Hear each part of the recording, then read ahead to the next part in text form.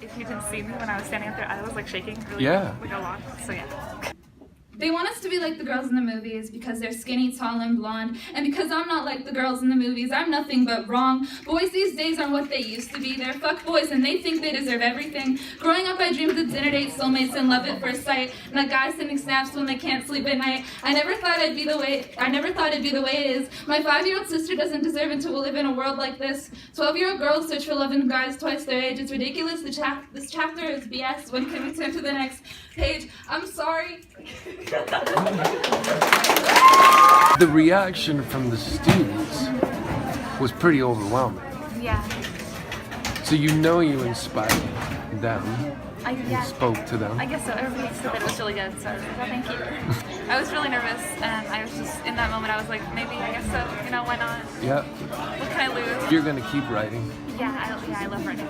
If you empower somebody creatively, it develops confidence immediately. It motivated me like a lot. Like I went home and I was like going through my book. My challenge as a facilitator is to make the creative center so big that it swallows the room. To the classroom, I saw good and different kind of ideas coming up, and people that actually had poetry inside of them, and that they surprised me. So that happened in 3 out of 6 of the groups. I saw like, whoa, you can actually produce that, and then the slam poet that came up, and different rappers that we didn't know about. Yeah.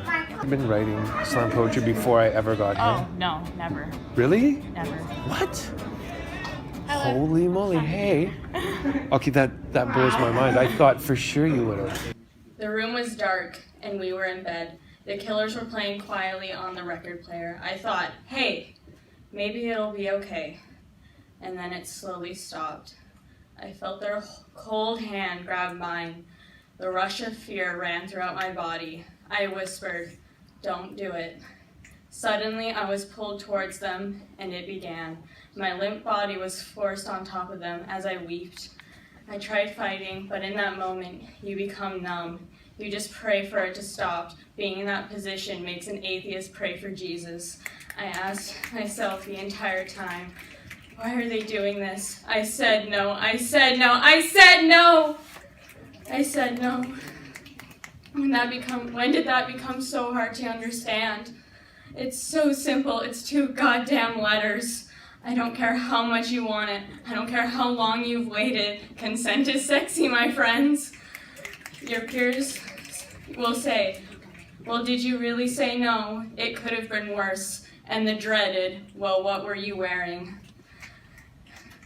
The good ones will say, do you need help? Are you okay? And what can I do? Don't ask for details, offer help. It doesn't matter when, where, and how. It matters if the person is okay. I just pray that one day you'll never have to ask any more questions.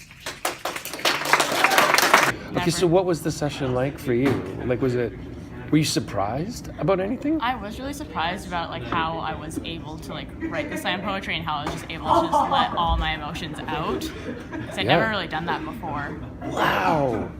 Liv, that blows my mind. You think you'll keep doing it? Oh, definitely. I've been writing. Have you? Yeah. Nice.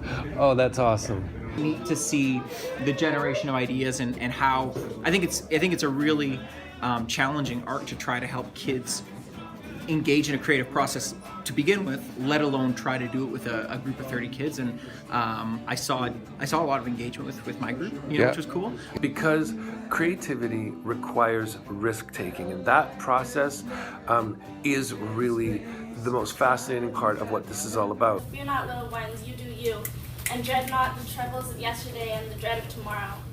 And if you feel like there's nothing but darkness around you, know the sun may be setting here, but it's rising somewhere else. And behind those dark clouds, the stars still shine bright.